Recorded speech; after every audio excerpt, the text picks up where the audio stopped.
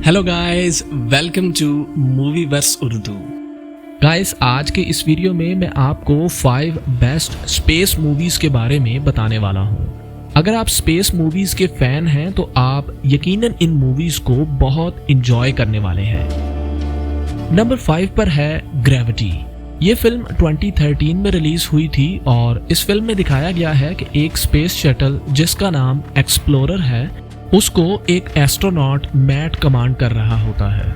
ये एक्सप्लोरर जमीन के ऑर्बिट में होता है ताकि वो हबल टेलीस्कोप को ठीक कर सके। इस मिशन में मैट के साथ डॉक्टर स्टोन होती है, जिसने हबल टेलीस्कोप में कुछ हार्डवेयर तब्दीलियां करनी होती हैं। अब इनको जमीन से बताया जाता है कि रशिया ने अपना एक सैटेलाइट तबाह कर दिया है, जिसका सारा मलबा स्पेस में जमीन के गिर्द गर्दिश कर रहा है, जिससे दुनिया के बहुत सारे सैटेलाइट्स तबाह हो रहे हैं और उन दोनों को भी फौरन जमीन पर आने का हुक्म मिलता है।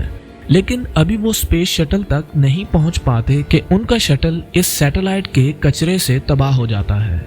अब सिर्फ मैट और डॉक्टर स्टोन ही जिंदा बचते हैं, जो कि इंटरनेशनल स्पेस स्टेशन तक जाते हैं, मगर वहां के एस्ट्रोनॉट्स भी जा चुके होते हैं।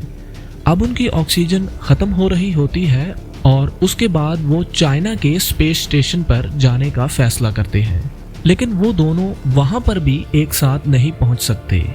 अब मैट अपनी कुर्बानी दे देता है ताकि डॉक्टर स्टोन हिफाजत से जमीन पर वापस पहुंच सके। नंबर 4 पर है द मार्शियन। ये फिल्म 2015 में रिलीज हुई थी और इस फिल्म में दिखाया गया है कि 2035 में मार्स पर एक मिशन भेजा जाता है, लेकिन मार्स पर उन दिनों में डस्ट का एक तूफान आ जाता है और सब लोग वहां से जल्दी निकलने की कोशिश करते हैं। इसी दौरान एक एस्ट्रोनॉट मार्क उस तूफान में फंस जाता है और इसके सूट में लगा बायोमीटर खराब हो जाता है। अब बाकी लोगों को लगता है कि वो मर चुका है और वो उसे वहीं पर छोड़कर वापस स्पेस शटल में आ जाते हैं और जमीन की तरफ अपना सफर शुरू कर देते हैं। जबकि मार्स पर मार्क जिंदा होता है और तूफान गुजरने के बाद होश में आता है। अब वो मार्स पर बनाए गए हब में जहां सब एस्ट्रोनॉट्स रुके थे वहां जाता है, लेकिन उस हब में ऑक्सीजन और खाना खत्म हो रहा होता है। अब उसे एक आइडिया आता है और वो वहां पर जिंदा रहने के लिए आलू उगाना शुरू कर देता है और वापस जमीन पर कांटेक्ट करने की कोशिश करता है। उसे मार्स पर 4 साल तक उन आलूओं के जरिए ही जिंदा रहने की कोशिश करना होती है, क्योंकि अब 4 साल बाद ही मार्स पर जमीन से एक नया मिशन आना होता है। अब जमीन पर जा रहे उसके साथियों को किसी तरह से उसके जिंदा होने की खबर मिल जाती है और वो नासा के मना करने के बावजूद भी अपनी स्पेस शटल को वापस मोड़ लेते हैं और उसे वापस मार्स पर लेने के लिए जाते हैं। नंबर 3 पर है फिल्म एड एस्ट्रा। ये फिल्म 2019 में रिलीज हुई थी और इस फिल्म में दिखाया जाता है कि सोलर सिस्टम में अचानक पावर आउटेजेस होना शुरू हो जाती हैं। इसके बाद बताया जाता है कि 30 साल पहले एक एस्ट्रोनॉट क्लिफोर्ड एक मिशन पर डीप स्पेस में जाता है, लेकिन उनका स्पेसशिप कभी वहां से वापस नहीं आता और इसके बारे में लोगों को कभी पता नहीं चल सकता कि आखिर उसके साथ वहां क्या हुआ है।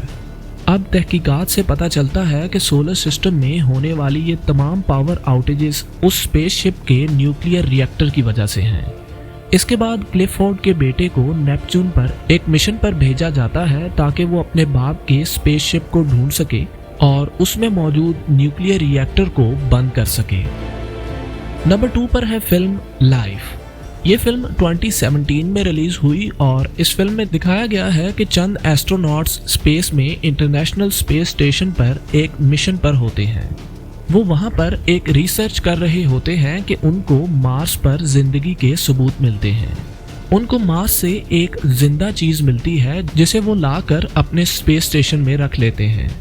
इसके बाद वो चीज बढ़ना शुरू हो जाती है और अब पता चलता है कि वो ऑर्गेनिज्म उनसे ज्यादा इंटेलिजेंट है और बहुत ही ज्यादा खतरनाक है। इसके बाद जो कोई भी इस ऑर्गेनिज्म के कांटेक्ट में आता है वो मारा जाता है। आखिरकार बचने वाले एस्ट्रोनॉट्स फैसला करते हैं कि वो यहाँ से भाग जाएंगे और इस स्पेस स्टेशन को तबाह कर देंगे ताकि ये ऑर्गेनिज्म जमीन तक ना पहुंच सके।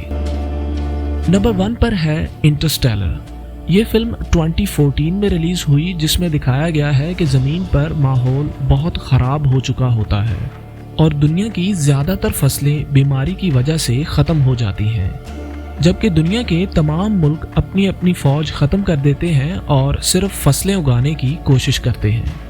अब नासा का एक साइंसदान ये प्लान बनाता है कि ज़मीन की आबादी को स्पेस में एक वर्म होल के ज़रिए किसी दूसरे प्लैनेट पर ट्रांसपोर्ट कर दिया जाए। इसके लिए वो सबसे पहले नासा के पायलट कूपर और एक टीम को इस वर्म होल के ज़रिए दूसरी गैलेक्सी में भेजते हैं, ताकि वो वहां जाकर देख सकें कि वहां मौजूद 3 प्लैनेट्स में से कौन सा प्लैनेट इंसानों के रहने के लिए सही है।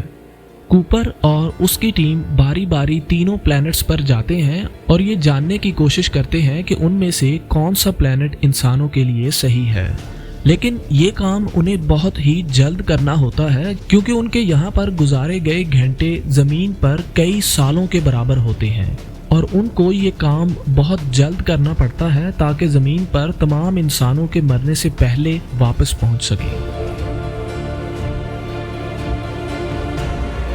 That's it for now guys। अगर आप टॉप मूवीज़ लिस्ट और लेटेस्ट मूवी रिव्यूज़ देखना चाहते हैं तो अभी हमारे YouTube चैनल को सब्सक्राइब करें।